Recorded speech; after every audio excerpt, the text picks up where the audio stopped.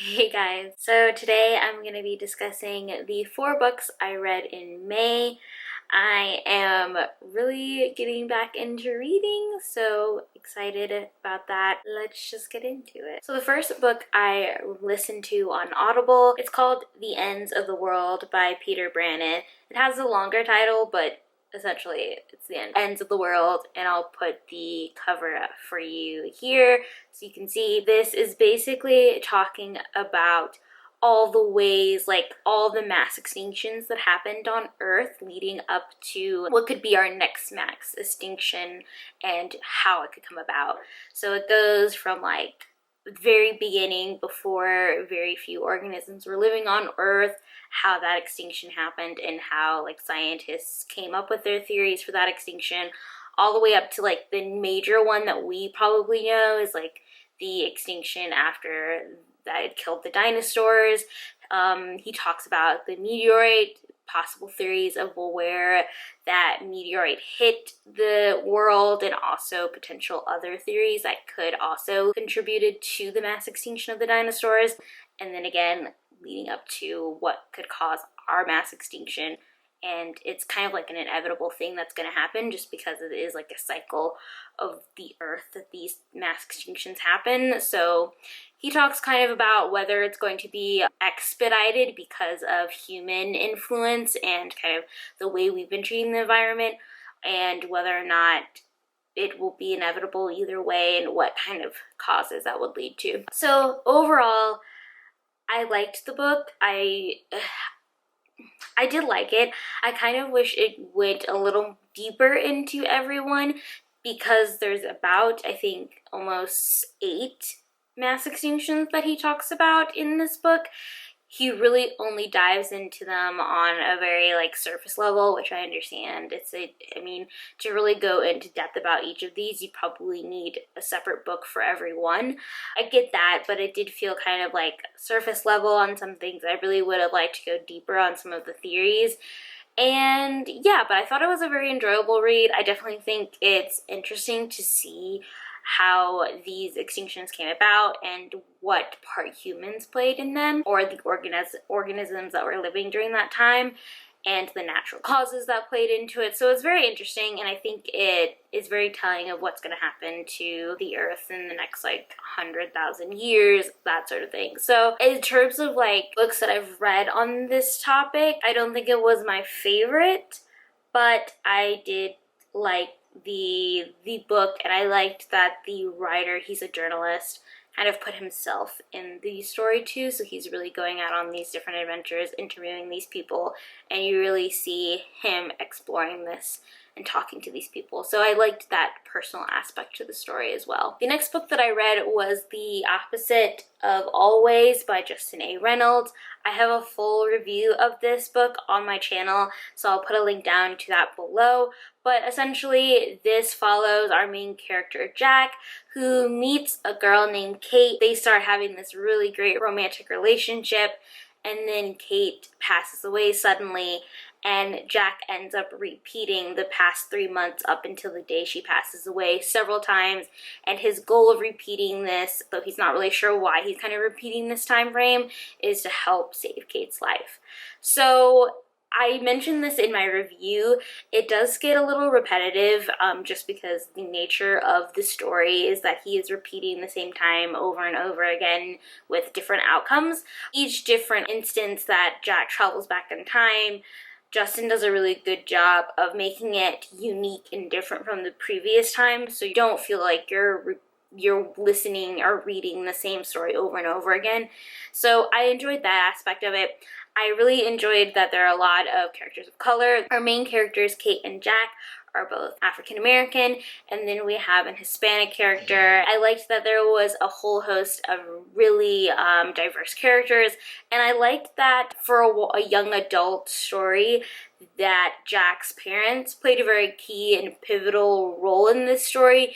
You feel like these children have parents, and they affect how these children behave and act, and they're not kind of just set in this world like mini adults. What I find happens a lot in YA, where it's like their parents are kind of never around and they're able to do pretty much everything they want to. this story feels like a very true to life teenage experience. So I really enjoyed that. And it was just a fun read. It was really good, and I hope more people check it out because it's definitely worth picking up if you're into that like contemporary romance with a little bit of a fantastical twist to it. I did have some issues about the ending. I think it was a little rushed, but other than that, I think this book was really good and I really enjoyed it. Finally, I'll be talking about the last two books kind of together because they're part of the same series. So the first one is Binti by Nadia Korafor. This is a reread for me, but I really got in the mood to basically binge read all three of the books in this trilogy, or novellas in this trilogy. So I reread Binti because it's been about 2 years since I picked this one up. So reread this one, and then I finished Home, the second book in the Binti trilogy. So I'm currently reading The Night Masquerade. I think I'll have that finished in the month of June. So I'm like halfway through it right now. So I can kind of review the first two books, and then I think I'll do a separate video where I review all three of the books in the trilogy. So my initial thoughts on Binti when I read it the first time around, I really liked the story, but I thought it was much more expansive than what we get in that first novella. The first novella is very short. It's only 100 pages long, so it's very short, but you get a huge world. So if you're not familiar with the story, let me give you kind of like a brief synopsis of what's going on. So Binti is from Earth, and she comes from this small community of people that are darker skinned and that kind of are very secluded. They're very technologically advanced, and they create these different machines and tools, and she is one of these master harmonizers, which basically uses mathematics to kind of communicate with the world around them. So she's really smart, and she gets invited to go to this university, this like central galaxy university. So she has to leave not only her town, but also Earth to travel across the galaxy to this other planet where the university is located. And she's the first of her community to leave, and that obviously brings a lot of like tension for her, insecurities, because no one of her community has left before. She's very unique. As you can see in the picture, the women in this community put red mud on their faces, and they'll cover their bodies with red mud. It's called uchize. Everyone thinks she's very strange, unclean, because she's kind of washing her body with this mud, but it's a very like spiritual experience for her people. And yeah, so she basically gets on the ship to go to the university, and it is attacked by this alien race. Binti survives, and it's kind of her experience communicating with this alien race and trying to make it to the university alive. Like I said, it's a huge expansive world, and it's a 100-page novella. You just don't get a ton in this book, but what you do get is very well done. The writing is beautiful. I think you just get so sucked into Binti's character, her culture, her world, and this perspective like university. You almost kind of like feel with Binti because she's super excited about the university, and you're not really familiar with the university either as a reader, so you're kind of like delving into this world with Binti, which I think was done very well. My only really concern about this was that it was very short, and I was left with a ton of questions that I just didn't know were ever going to be answered.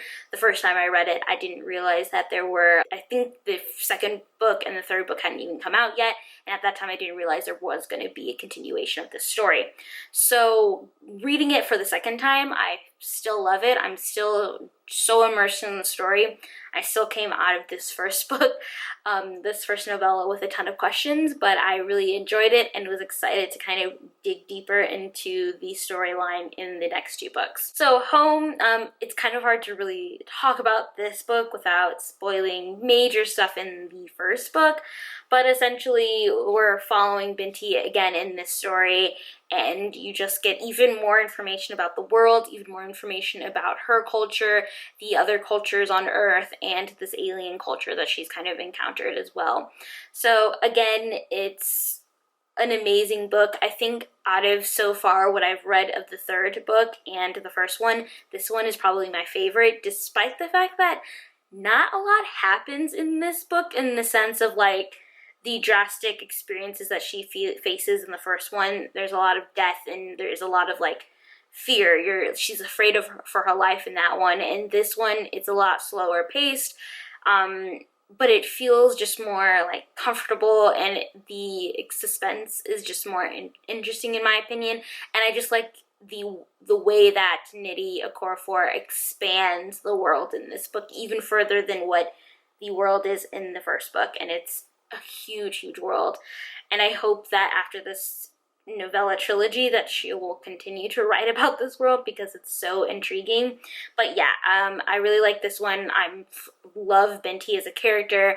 I think she's so amazing and so complex, and yeah, I'm loving the series, and I can't wait to finish the third one to see how everything kind of comes together at the end. But those are the 4 books that I read in May. I'm looking forward to reading a lot of books in June. June is Pride Month, so I have a video coming out where I talk about some of the books I'm going to be reading for Pride Month, so I'm really excited about that. Alright guys, thank you so much for watching, and I will see you guys very soon with another one. Bye!